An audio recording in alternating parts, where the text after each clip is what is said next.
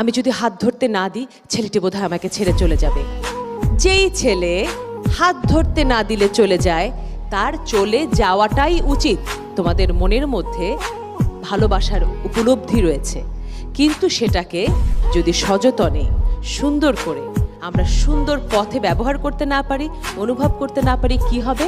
আমাদের জীবনটা নষ্ট হয়ে যেতে পারে। যেমন কি হতে পারে, একটি ছেলেকে আমি ভালোবাসলাম, সে আমার হাত ধরতে চাইলো, আমি ভাবলাম আমি যদি হাত ধরতে না দিই ছেলেটি বোধহয় আমাকে ছেড়ে চলে যাবে।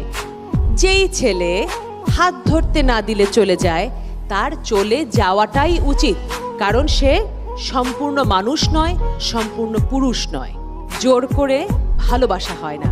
সুতরাং যে কোনো ছেলের সঙ্গে বন্ধুত্ব হলেই ভালোবাসার দিকে গড়াতে হবে।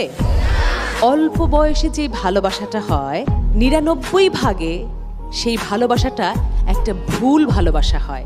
একটি মাত্র ভুল ভালোবাসা, একটি মাত্র ভুল বিয়ে তোমার সম্পূর্ণ জীবনকে নষ্ট করবে। সুতরাং একটু বড় হতেই হবে বুঝতে যে আসলে কে তোমার জীবনসঙ্গী হতে পারে। এখন তোমাদের স্বপ্ন দেখার সময়, বড় হবার সময়, লেখাপড়া করবার সময়, কিন্তু কিসের সময় নয়?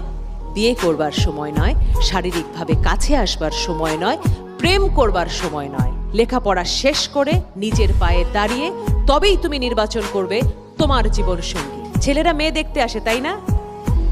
আমি স্বপ্ন দেখছি তোমরা ছেলে দেখতে যাবে।